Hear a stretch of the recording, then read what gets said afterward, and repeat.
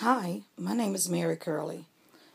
I'm the daughter of Oprah Blankenship, great-granddaughter of Wally King Blankenship, and I just want to explain a little bit of my journey here. Wally King Blankenship was my great-grandfather. In 1862, his mother, Margaret Blankenship, received a patent, a deed, for land down here in Louisiana, 160 acres. Okay? My great-grandfather, Wally King Blankenship, also in turn received 160 acres. And I have another deed for 100 acres that my great-grandfather received, and that was where he did a swap with the Minden Lumber Company for work for 100 acres of land. So that made him have a total of 420 acres. All right? When my great-grandfather died, he died intestacy. Okay? And when you die interstate, the state of Louisiana have strict restrictions on how the property is to be distributed. But had he even not died interstate, this was a life estate. If you look here on the original patent, okay, it tells you on the patent that by William McKinley, when he signed it, it was for him and his heirs forever, okay, meaning it's a life estate, okay. So therefore, when he passed away, his children, he had 11, they had to file a succession for him. They filed a succession. As you can see, I got the land highlighted, and it was a total of 420 acres, okay? And when they did that, for some reason, they thought they could go and partition the land, which you could not divide the interest and everything on the land, okay? And when they did this partition, which is here, they claimed everybody took their fair share. Well, you couldn't take your share. The land was leased out to several oil companies. We have several oil companies on the land, okay? At the time, it was Texaco, Hunts Petroleum, several oil companies are on the land, okay? Therefore, ain't nothing you can do with the land but live on the land and receive the monies, the interest from the land, okay? By it being a life estate, you can't inherit your portion until your parent passes away, okay, whoever the life tenant is. And that parent happens to be my father, who was a life tenant, due to the fact that his brother and him, they filed a succession, as you can see, for my grandfather, and this was done in 1989. At that time, the oil companies had to put in the bank account for me and my siblings monies that's going to be due to us when we become the life tenant. All right? And I've been working on this, and I was like, wow, all I'm trying to do is do a succession for my father. And, having a kind of hard time to do it because, the lawyers, I couldn't get them to take any payment at first. But I finally got a lawyer that took payment, so therefore I have retained a lawyer. Okay? As you can see, what they call a plat. Okay? And they'll tell you that you got to have a plat in the file to divide the interest and all that. Okay?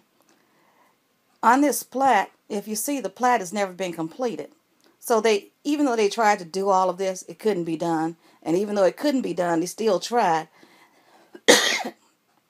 And the surveyor never completed it anyway. As you can see, there's no square footage or anything mentioned there where it should be. Okay? Also, if you want to go by the paperwork, if you look at number 7 on here, okay, and And number 7 on here, that's supposed to be my grandfather, who was one of the children. Now, Sanders Thomas is not supposed to be on this plaque, but he's on here, along with J.L. Martin. Neither one of them are supposed to be on this plaque, so I don't know what happened there because they weren't children of my grandfathers, my great-grandfathers. All right? So when you start really getting into the paperwork, this is the map of the land. Okay? And there's only been a few successions really done on the land, but not a real succession like it's supposed to be. Now, what made me realize the successions weren't done properly is I got cousins up in Ruston, which is right up the street here. And when we were looking in the file at my cousins, how they did their succession and how everybody was placed in order like they're supposed to be. You know, it's 1 of 10 or 2 of 16 or 3 of 32, whatever it is, okay? They were placed in order. But we are not placed in order like we're supposed to be. You know, and the thing about this land, my granddaddy already had told me that they always tried to steal this land from him, that this was a big ordeal, you know. And my great-grandmother, they tried to steal it from her. My great-great-grandmother, from what I'm told, something major happened down here with her. She was murdered over this land from what I was told, but I don't know that for sure. Okay, so I can't say that's what actually occurred. I know in 1920, my great-great-grandmother was deceased, and they put her land on the tax assessor's steps, but my great-granddaddy went out there and paid for it and got it off the steps, okay? That was the only time the land has ever been up for any taxes or anything like that. In turn, the oil companies got all these leases on the land, okay? If you look here at this oil company here that is on the land, okay? If you see here in February 2014, they produced 129,000 barrels of oil, okay?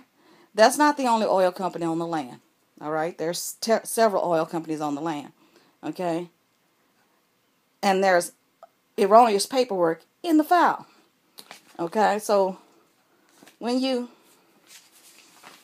go to the file is in Bienville Parish Courthouse, okay, which is located in Arcadia, Louisiana. And all this is online. All this can be proven because the courthouse is online and is very easily accessible to you to go in and look at the documentation. All you got to do is pull a Blankenship file, okay? When people would find out, I guess, about all the stuff that was going on, then other folks got involved and everybody's stealing. Everybody's doing stuff, okay? A lot of corruption here, okay? You take, this here is my uncle's succession, which was done by his ex-wife, and she was not supposed to receive interest on this land because she's not an heir, and you can't will your interest away to anyone, okay? You can't will it away, okay, because it was something that was inherited and given to you. So you can't will it away, all right?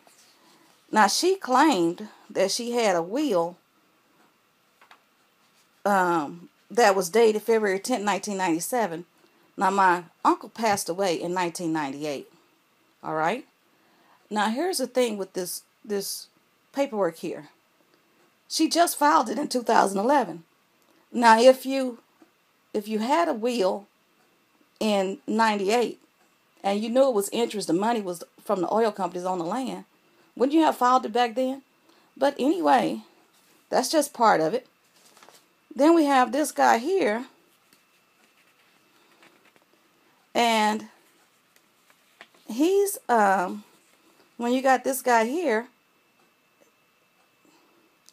I met this gentleman when I first came to Jonesboro, and the first thing he said to me, he says, "Oh, I just bought some Blankenship land off the courthouse steps."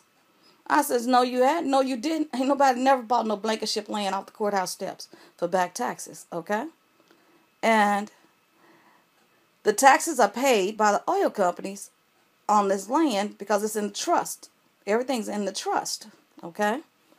So when I looked at this company here that's supposed to have sold him this land in 2011, now when they went through it and they looked at all this, they knew that he didn't own this land, okay?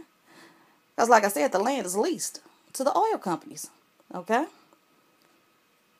This attorney, I don't know what happened here. I don't know if he missed some paperwork or whatever, okay?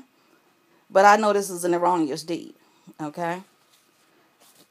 I am here because of needing help.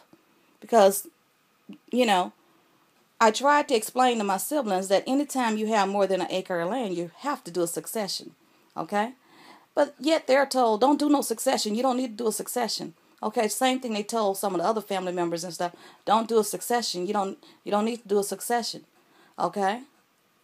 Now, a judicial succession has to be done with administration on this because it's so much income. Okay? It's more than any $75,000 is the amount that Louisiana allows you for a small succession. But it has to be done, okay? And so I'm just basically rattling because I need help. And any ideas, let me know. I got a DNA for my father, okay? So there's no dispute that this is my father, all right? So I have a DNA. Like I said, my father passed away last year. Okay, on February 17, 2013. I also have my father's death certificate like I'm supposed to have. And I have all the paperwork for the land. Okay? I have hired a lawyer right now. I've retained a lawyer. But just want people to know really what's going on because there's a lot of corruption going on down here. Lots of corruption.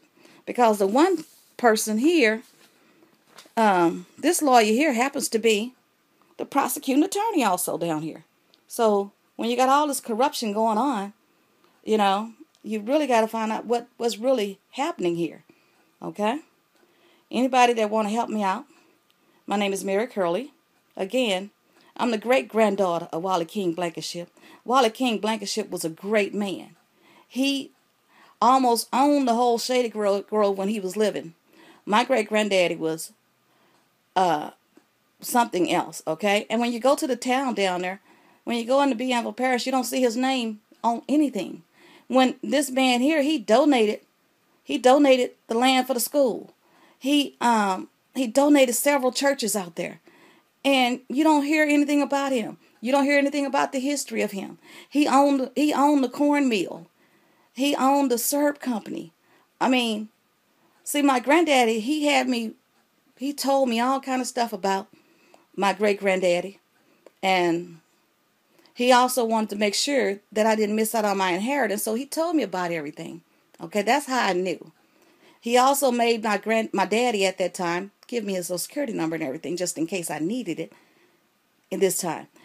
So then, when my dad dies, and the funeral home orders a death certificate for me, they don't give it to me. I keep calling them. But now I find out why, after going through the file, because this same lawyer is married to the funeral home owner. Okay? So, lots of corruption here. And I need help. Thank you.